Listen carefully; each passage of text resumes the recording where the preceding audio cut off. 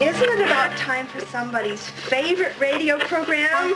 This is America's Outdoor Talk program. Are you ready to get rowdy? Outdoors This Week with your host, Alex Langer. Alex Langer. We've got fishing. Believe me, folks, I have been there, and the fishing has been tremendous. Hiking. Adios. Have a nice trip. Camping. This is a real adventure. How do you know? When you're an experienced woodsman like me, you get a feel for these things. Oh, really? Heck, we've even got kayaking. I'm going to show you kids the time of your life. We've got all the info you need for a safe and fun day in the sun. It's a darn good thing we found you when we did. There's something horrible roaming these woods. And you've got Outdoors This Week. Outdoors This Week. And now, here's your host, Alex Langer. Why, thank you, Mr. Announcer. That would be me, Alex Langer, and I usually hype up whatever guest we have on the show. But today, I can safely say my guest is the greatest bass fisherman in the history of bass fishing. Lynn scored Kevin VanDam, who, if you know anything about bass fishing, he's the man. There is no other man. Kevin is the complete package. He's a fierce competitor and he has multiple championships. He's also an ambassador to the sport. On top of all that, he's a family guy. He's the whole package. He's the all-time money winner on the Bassmaster Tournament Tour, and he has earned more than $5 million. He's got 4 Bassmaster Classic titles under his belt. He's got 7 Toyota Tundra Angler of the Year titles. I won't bore you with what years. You know, when you have more than one, like, what does it matter what years they are? It doesn't matter. VanDam has earned berths in over 23 consecutive classics since he turned pro. That's the longest running classic qualification streak of any active pro.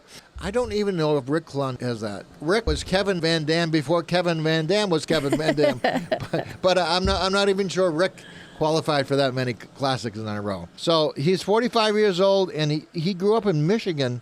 He had the opportunity to fish for a wide variety of species, including trout, salmon, muskies, and walleyes in northern pike. That might actually be anathema to southern bass anglers, but that's it. You can't make this up. You can't make this stuff up.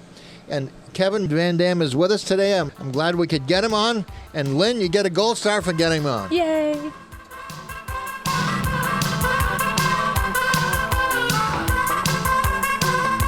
Hang tight. More of America's Outdoor Talk program, Outdoors This Week, after this.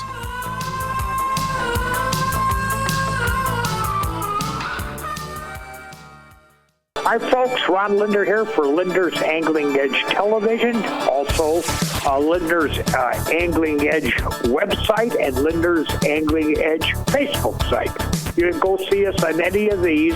You can also see us on television on the Pursuit Channel or the World at WFN, the World Fishing Network, and others. Okay, Tim Stricker and his son Dan is a diver who produced the Hook and Look television show, stopped in to see us. They're old friends. They were north of here, and we set them up with some tips on a clear lake that they needed to film in. So, and after that, they came back and they sat down and we had coffee before they took off back for Michigan. And in talking to him and Danny, his son, who's the primary diver, we learned some extremely interesting information. Stuff that's hot stuff. It's hot off the griddle. No magazine that we know of has covered it, and only a few websites even make any reference to it. And what it is the gobies. That's the primary forage in Lake St. Clair and in also Lake Erie for the smallmouth bass. While the goby population appears to be healthy in Lake Erie, it is suffering for some reason in big old Lake St. Clair. The fish are very, very thin. They don't look good. Danny Stricker was diving looking for gobies, and he couldn't find them. They just had 2 tournaments there. They had a Bassmaster and an FLW, 2 primary tournaments at that very site. And both times, unbeknownst to everybody, they were wondering why the fish just didn't come out of Lake St. Clair. The tournament was either won north through the St. Clair River into Lake Huron or south out to the Detroit River into Lake Erie. Normally, you can get post some pretty good weights out of Lake St. Clair, and has been won many a time out there, or at least marginally so. This last 2 times, it was just bugs. The guys like KVD and other pros were just having nothing but conniption fits inside there, and a lot of them didn't want to run out to the big lakes because of the wind. They were, in years past, able to find the fish and do the stuff. Now, not that they weren't catching these smallmouth, they're catching them, but they were extremely skinny and ratty looking, rugged looking. And when Danny Stricker was on there diving, he could not find the gobies. The gobies, of course, is an invasive species that the smallmouth have started to feed on. That's what made that entire fishery explode, the mammoth proportions. Well, something's happened. They don't know what. We're not sure, right? But I'm going to just tell you this, that there is problems. You might keep your eye open. This is probably the first report any place of this is on this particular show. My son Jim fished the tournament here a few weeks ago, and Kim was out there with his son just a week ago, and they could not find the gobies, the small fish in any amount. It looks like there's a problem there. Anyway, that's it for now. Ron Linder reporting in with the hottest of the hot news that's there. Look for us on the web at anglingedge.com or Angling Edge Facebook or Ron Linder Facebook, and you can see all the stuff we're doing. See you later, folks. Common mistake coming up on Bass Pro Shops Outdoor World. Have you ever wanted to disappear into the woods? Have you ever wanted to tie your own flies, but never taken the time? Have you ever wanted to speak turkey? Then you belong at Bass Pro Shops. Every week, we offer free skills workshops to help you get started. See the store or go to BassPro.com for more information. Bass Pro Shops. Your adventure starts here. A lot of bow hunters make a big mistake and don't even realize they're doing it. They do their scouting and find an area where the most deer seem to be traveling during best times and hang a stand right in the middle of it, thinking this will be their best chance for success. Sounds good, but the problem with it is if you hunt a location used by a lot of deer, no matter how hard you try, you're going to spook a lot of deer and they will quickly become wary and less likely to move during daylight at the times you're in the stand. You're much better off to hang a stand on the fringes of these areas where you know you can hunt undetected. It may take you longer to get your deer, but these stands will usually pay off and the deer in the area will continue to move naturally for much longer into the season. Now for more deer tips, watch Bass Pro Shops King of Bucks on the Outdoor Channel. Get out and enjoy all the great outdoors has to offer. I'm Larry Whiteley and this is Bass Pro Shops Outdoor World. Thank you, Larry. It's ironic that Larry is leading into my next guest because I first met my next guest at Bass Pro Shop when I was doing something with Larry. It was either in 1992 or 1993, and at that time, he had already started to conquer the world. He's gotten 4 Bassmasters Classic titles in 2001, 2005, 2010, and 2011, and 7 Angler of the Year titles in 1992, 96, 99, 08, 09, 10, and 11. Kevin has earned 23 consecutive Classic berths since he turned full-time pro in 1992, and that's the longest-running Classic qualification streak of any pro. First of all, Kevin, it's great to have you here, and welcome. Alex, good to talk to you again. Good to talk to you. Kevin, you're from Michigan. A lot of people probably know that, but they don't know that you started fishing multiple species when you were younger. Growing up here, it's you get to fish for everything. That's right. Did you watch Virgil Ward? That's a name that I only hear from the Linders these days because I'm not sure that anybody knows who Virgil Ward is. Tell me about Virgil Ward and his fishing show, and how did watching his show drive you to become an angler?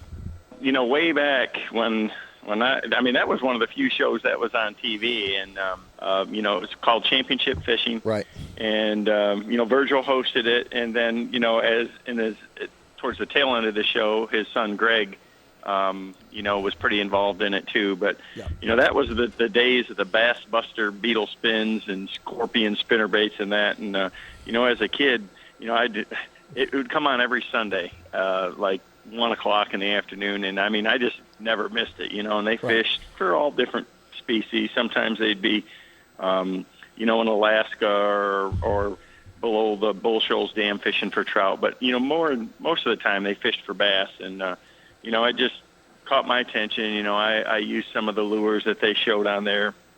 Those beetle spins, man, I used to just wear the fish out in my home area with them. Those beetle spins were great. I used to catch a ton of fish on them myself, and not just bass, but everything, Yep. Oh, I mean, they made one, all the sizes for crappie, for bluegill, and trout, and everything. But pike and bass was really what I wanted to target. So I can tell you that I had a tackle box full of 1/4 ounce, black and yellow, white and, white with the red dot, with the black striped beetle spins, right. and the yellow and black. I had all the colors and the sizes, but that 1/4 ounce beetle spin, I had an old Zepco 33, and that's what I started out with, real young. And I mean, I can't tell you how many fish I caught with that. And that was really what gave me a real passion for fishing spinnerbaits. It kind of just grew into, the scorpion and the tarantula, the other baits that they had. And those were the first spinnerbaits that I ever threw. And, I caught a lot of fish on them. And spinnerbaits are still one of my favorite lures to this day. And I'm sure it's because of that early success that I had with them. Let me ask you this. Spinnerbaits are not thrown by that many pros these days. You still throw them. What is it about a spinnerbait that seems to attract bigger fish? There's so many other lures that we have now that you can throw in the same places you'd throw a spinnerbait, so it kind of dilutes it. But that doesn't mean that spinnerbaits don't still catch them and can't be some of the best lures to throw. A lot of it is just like anything else. It's the conditions, it's the water clarity, the time of the year, the forage base, and things like that make one lure just maybe a little better than another. Right. But a spinnerbait's still a mainstay lure for me, one that I fish a lot, and on the tour it is too. You don't see many tournaments anymore that are won on the national level with just one lure, because over a 4-day competition, things change and you kind of have to adjust. So, one day you may catch them on a spinnerbait, and the next day it may be a square bill, and the day after that it might be a swim bait, but you're fishing the same general area in the same pattern. You're just using a lure that fits those exact light conditions in that day to be just maybe a little bit better, as far as generating strikes on that one particular day under those circumstantial, conditions. We just didn't have all those options, 20 years ago. Are pros better than they were 20 years ago? Far, far and away. I mean, the level of competition is ratcheted up every year. It's definitely super competitive out there and challenging to especially to win. I mean, to do well. I've been very consistent over my career, and have a lot of years where, most every year I'm in the top 10 in Angler of the Year. I think it's all but one time in 23 years, but it's so hard to win at the top level, and you get that opportunity, you really want to capitalize on it, because these guys are really good, and it just doesn't come along every single day. Kevin, we got to take a break. Would you come back and do another segment with us? Yeah, absolutely. Great. Folks, we'll be right back with Kevin VanDam himself. Hey, what do you think you're doing? Don't change that dial. Alex will be right back with more of Outdoors This Week after these messages. It takes a whole lot of fishing to do a little bit of catching. Wow! Woo! Hold on to that, and that's a good one. Since 1984. Tight Lines with Sammy Lee. Recently, the Bass Fishing Hall of Fame announced the names of the individuals that will be inducted into the 2014 class next February in Birmingham, Alabama. Hello, this is Sammy Lee. Who's joining the legends of the angling world? Well, I'll tell you after this. When it's time to pull out the hunting gear, it's time to make that trip to South Dakota's Cheyenne Ridge Signature Lodge. Thousands of acres, diverse habitat, and the greatest pheasant hunting you've ever seen. Hunt with professional guides, world-class flushing dogs, Beretta shotguns at no charge, and unlimited shells. And when you come in off the prairie, the luxury is just beginning. Cheyenne Ridge Signature Lodge. Worth the trip?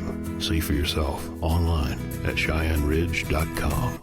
When the Bass Fishing Hall of Fame announced the names of the legendary members of the fishing industry that will be enshrined into the 2014 class, it read like a who's who from the fishing industry. The first person will be Penny Berriman. As one of the top touring lady anglers in America, Miss Berriman competed along the Bassingal and Lady Bass tournament trails for many years, winning numerous titles and achieving national recognition. Joining Miss Berriman will be the former Bassmaster Classic winner Rayo Breckenridge. Mr. Breckenridge, who won the third Bass Classic ever held on South Carolina's Clark Hill Reservoir. Also going into the Hall of Fame will be the Bass Professor, Doug Hannon. The owner of more patents in the fishing industry than any individual, Doug is credited with developing the very first weedless prop for trolling motors, and most recently, the Wave Spin spinning reels. The final angler going into the 2014 class will be Blake Honeycutt of Hickory, North Carolina. Known as the first deepwater structure angler to locate and catch bass from depths of more than 20 feet, Mr. Honeycutt's contributions are too numerous to mention on today's show.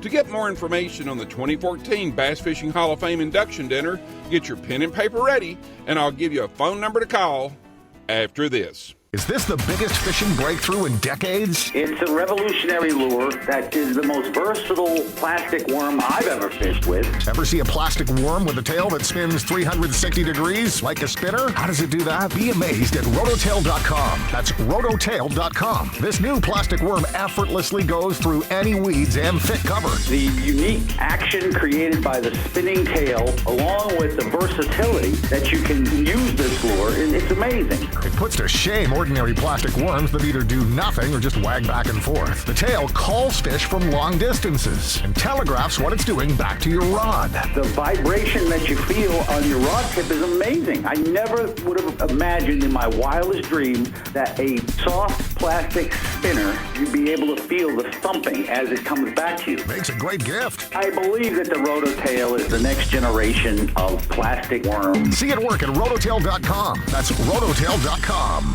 For more information on the 2014 Bass Fishing Hall of Fame induction dinner, simply go to the Hall of Fame website at www.bassfishinghof.com or call 1-888-690-2277. I hope to see you next February right here in Birmingham. I'm Sammy Lee, and until next time, tight lines. Tight Lines, brought to you by HuntMate, the ultimate hunting app for your iPhone. By UFP, America's leading maker of brake systems for boat trailers. And by Cheyenne Ridge Signature Lodge. Discover why our lodge earned 2 Beretta Tridents.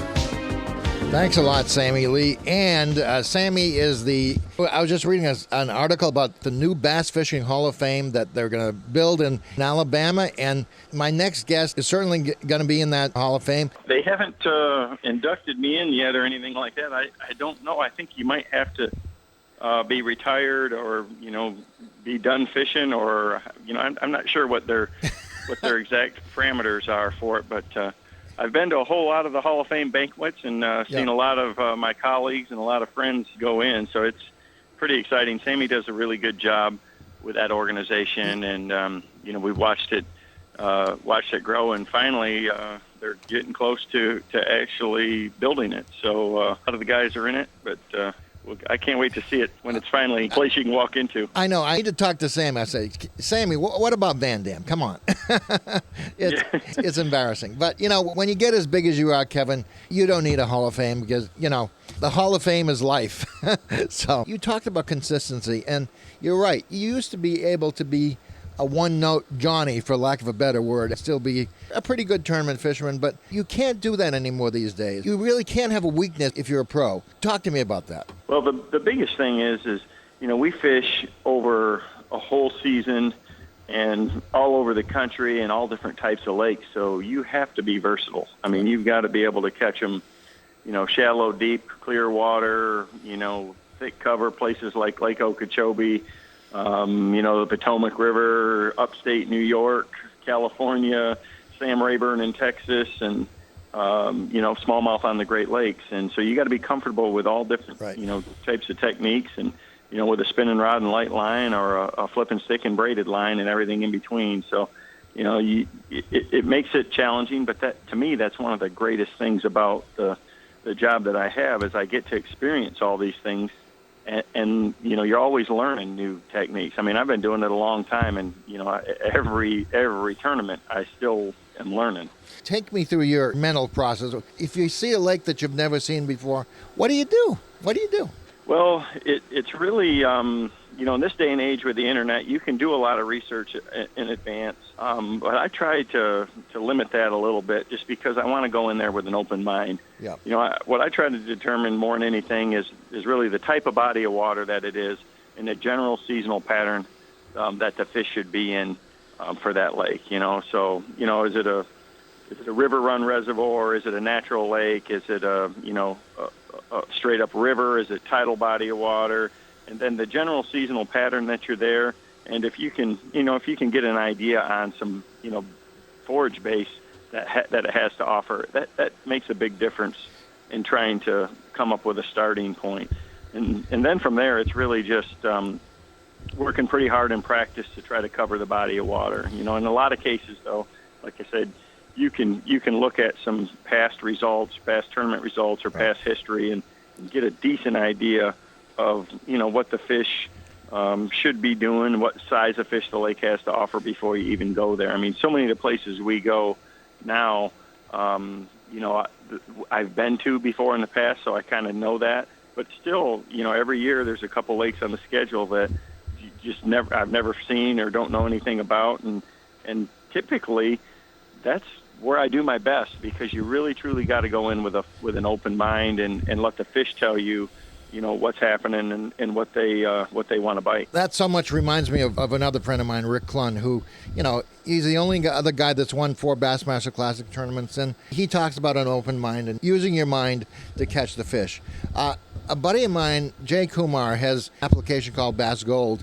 Have you ever seen that? That's a really good tool. Jay came up with that just for the reasons that I just talked about, so you can, get a general idea of what has happened on that body of water in past tournaments through different seasons of the year, and that's all he designed that to do, is to give you a good starting point and understand, what a system is capable of. And it's a super good tool. They actually on Bassmaster.com they put his Bass Gold app up for all the events that we have beforehand, and it's interesting. I mean, it's not magic. It doesn't tell you exactly what to use or where to go or anything like that, but it gives you a good general starting point and understanding of what the history on that body of water has been. Nothing is magic fishing. If you've been around for a while, you know that, but this has an uncanny ability to generally tell you what's going to win on a body of water and what's not going to work. Kevin, I wish I had a lot more time with you, but we got to take whatever time we got. Where are you off to after this? I'm actually going to the NASCAR race in Chicago for Toyota. They actually obviously have a big presence in NASCAR. Right. They have a big presence in professional bass fishing, and we're there displaying the boat and some of the new 2014 Tundras. They are just releasing them right now, so we're going to be there, talking with some of the race fans and stuff, because in NASCAR it's amazing. Almost everybody that's a NASCAR fan is also an outdoorsman and loves to fish and hunt. So there's a lot of crossover there, and I think that's why you see Bass Pro Shops with their affiliation with Tony Stewart too. Right. So many of those people love the outdoors, and I'm one. I'm a fan of NASCAR, and obviously I love the outdoors. So it's going to be a pretty fun weekend. So you must be nabbed in NASCAR. That must be a love fest between you and the fans. It's a lot of fun. I've gotten to know quite a few of the drivers, and actually fish with them some, and they're friends. It's funny because all they want to do when we get together is talk about fishing, and all I want to do is ask them about some of the aspects of racing, and that but we have a real good time. They're a bunch of really good guys. Kevin, we've got to go to a break. When we come back, I'm going to ask you about racing, all right? Okay. All right. Stay with us, folks. We'll be right back with the Kevin VanDam. Ford versus Chevy, Chevy versus Ford. Dodge's got its hand there back on board. We'll be back in a moment with more Outdoors This Week with Alex Langer. As long as there's a finish and a starting line. Out on the water, it's the same deal. Which boat, 4-stroke ride.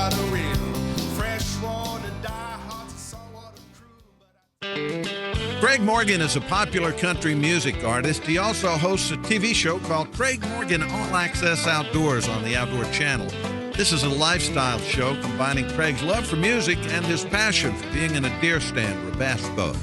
I'm Wade Bourne, and this is Wired to Hunt Radio. Today, Craig Morgan joins us to talk about how on the stage or in the woods, what you see is what you get. Stay tuned for more Wired to Hunt Radio. Planning to head outdoors today? The National Shooting Sports Foundation reminds you to check the fire danger levels in your area. Whether target shooting, camping, or even parking a car with a hot exhaust, remember to take precautions. If you're going shooting in dry conditions, minimize the possible risk of fire by not using steel-jacketed or steel core ammunition, tracer rounds, or exploding targets. As we know, wildfires have many possible causes. Don't be one of them. For a day at the range, it's hard to beat an accurate pistol and lots of .22 long rifle ammunition.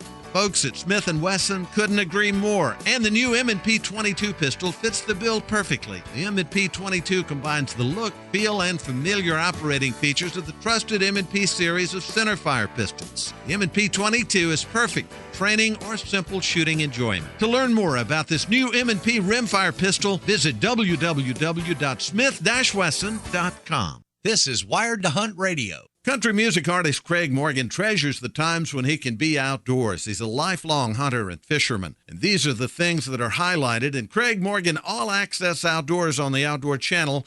Recently, Craig told me that touring and singing and producing this show are a natural combination. My show not only talks about the hunting and fishing, it talks about the other outdoor activities that take place in my life while in and around my touring. The difficulty comes in after we've done filming everything and getting the shows put together and the editing and the headache of dealing with my producer. And it wouldn't be so bad if he were here. But he's in Georgia and I'm here. And so I don't let him send anything to the Outdoor Channel that I don't get to look at and approve. So I could probably let some of that responsibility go and it'd be a lot easier, but I take it very serious, and I take a lot of pride in what we do and ensuring that the people are being entertained. Again, it's not just hunting, and I've found that people are interested in what goes on in and around the hunting. And in my world, that's a lot of music, that's a lot of family, that's a lot of traveling. And a lot of mistakes and a lot of problems, and we put all that in the show. Again, that's Craig Morgan, All Access Outdoors. Check the Outdoor Channel listings for air times. And that's today's Wired to Hunt Radio. I'm Wade Bourne saying thanks for listening and get outside. Thanks a lot, Wade. And we have with us today Kevin VanDam. Now, Kevin, if you haven't heard, is the closest thing to a bass fishing god that there has been, and he is currently considered by just about everybody as the world's best bass fisherman in history, and there is no dispute about that. And Kevin has won 4 Bassmaster Classic titles, and he's won 7 Angler of the Year titles, and he's fished 23 consecutive classics since 1992. Now, that's the most of any pro. Kevin, you're at the top of your game, so why do you want to become a NASCAR racer?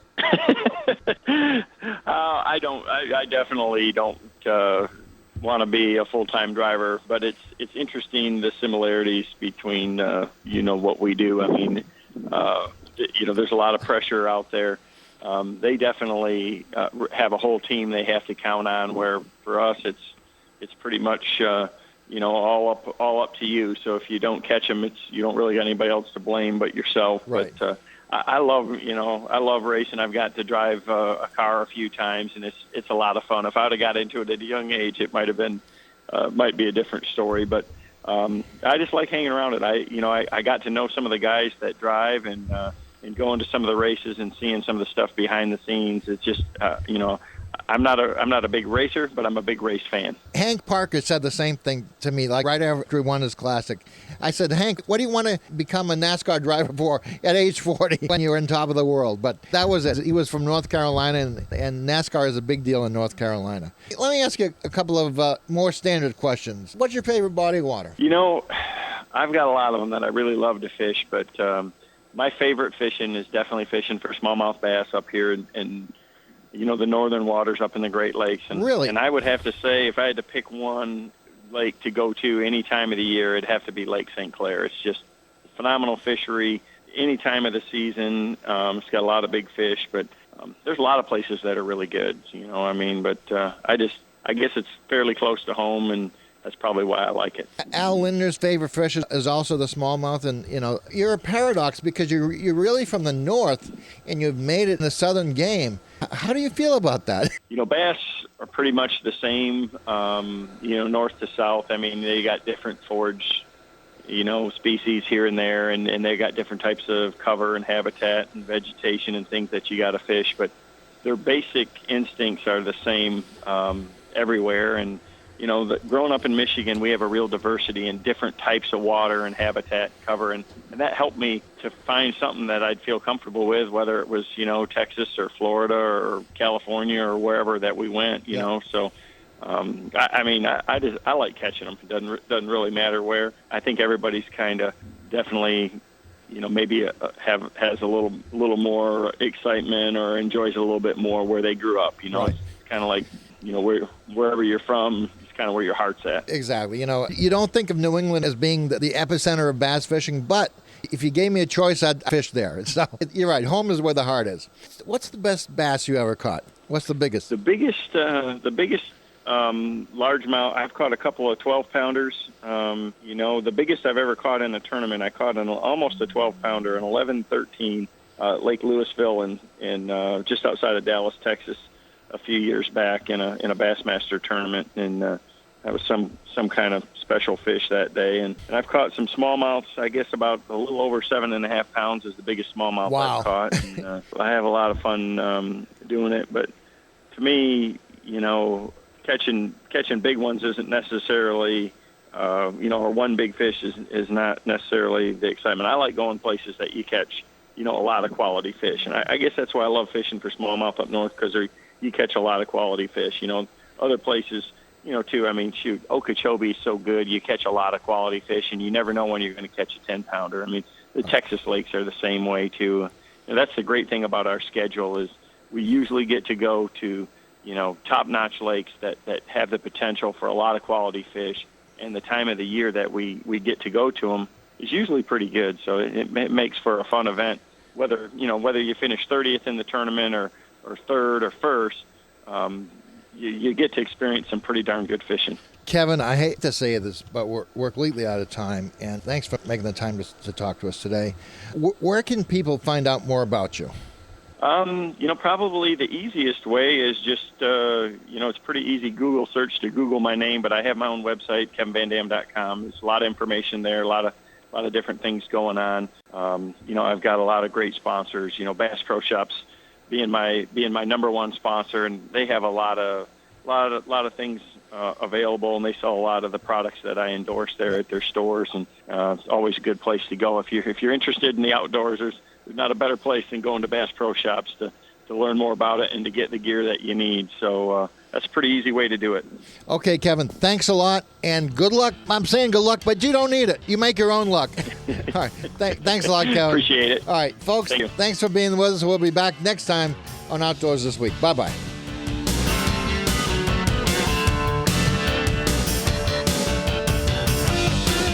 Alex Langer, Outdoors This Week.